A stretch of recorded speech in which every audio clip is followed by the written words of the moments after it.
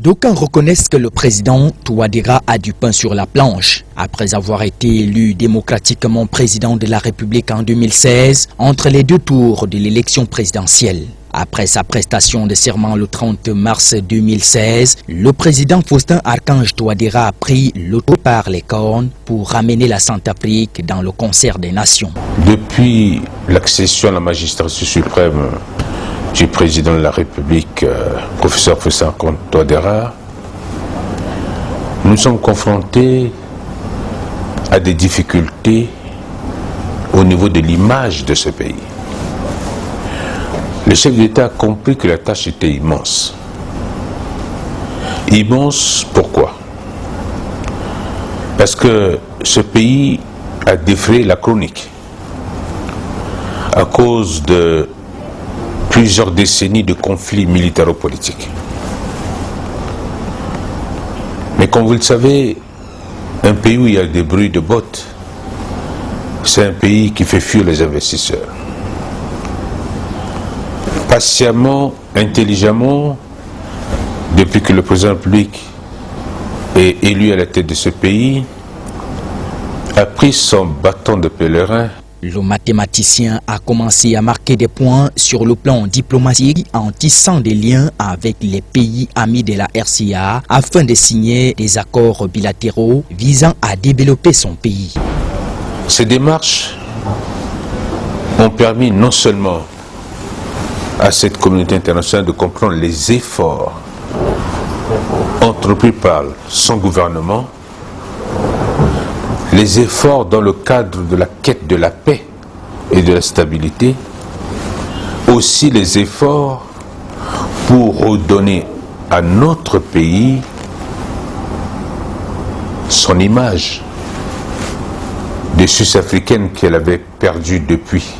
Parmi ces accords, nous pouvons citer entre autres la signature d'une série de documents de coopération bilatérale avec son homologue, le président chinois Xi Jinping, en marge du sommet de Beijing à travers le Forum sur la coopération sino-africaine les 3 et 4 septembre 2017 en Chine. Ces accords signés se sont focalisés sur plusieurs domaines dont la relance de l'agriculture, la restructuration de l'armée, la suppression des dettes sur la RCA par la Chine, l'aide humanitaire, l'énergie et la santé.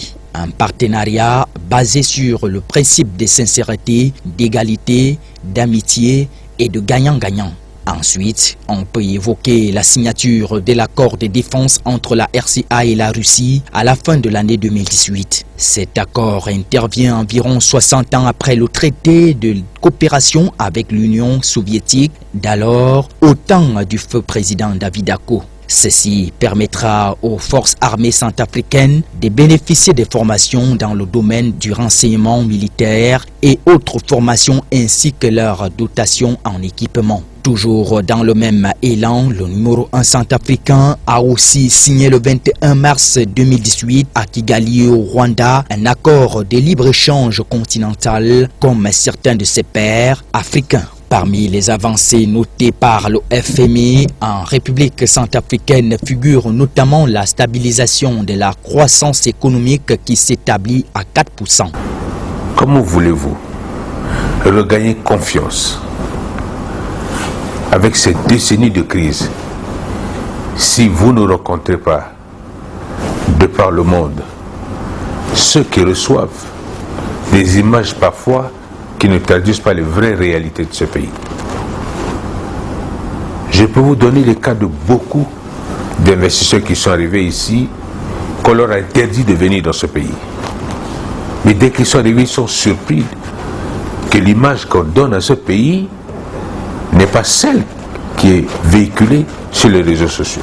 Cet effort a favorablement impressionné la générale du FMI, Christine Lagarde, qui a félicité dans une lettre en date du 30 janvier 2019 le président Touadéra pour les efforts déployés par son pays dans ce contexte marqué par les défis sécuritaires et humanitaires. La liste des accords signés par le président Touadéra à mi-mandat est longue. Récemment, Dans le cadre de la stabilité de la République centrafricaine, le chef de l'État a réussi à décrocher un accord de paix avec les 14 groupes armés le 6 février dernier, après 10 jours de pourparlers à Khartoum, au Soudan, sous l'égide de la communauté internationale via l'Union africaine.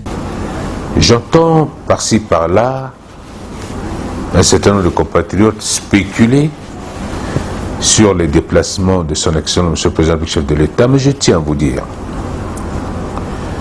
que ces déplacements ont le mérite de clarifier la situation dans laquelle se trouve notre pays. On a essayé de montrer que la RCA, la crise centrafricaine, était une crise confessionnelle. On a cherché à opposer chrétiens et musulmans. On a montré que c'est un pays infréquentable. Ce pays était au banc de la communauté internationale. Avec patience, courage. Au fur et à mesure, le chef de l'État a su convaincre. Loin de critiquer à tort les prouesses du chef de l'État que les uns les autres de mauvaise foi affichent de gaspillage d'argent et de détournement des derniers de l'État, ces offensives diplomatiques réussies démontrent donc à suffisance que le chef de l'État n'a pas failli dans son serment qui consistait à redorer le blason de son pays sur le plan diplomatique.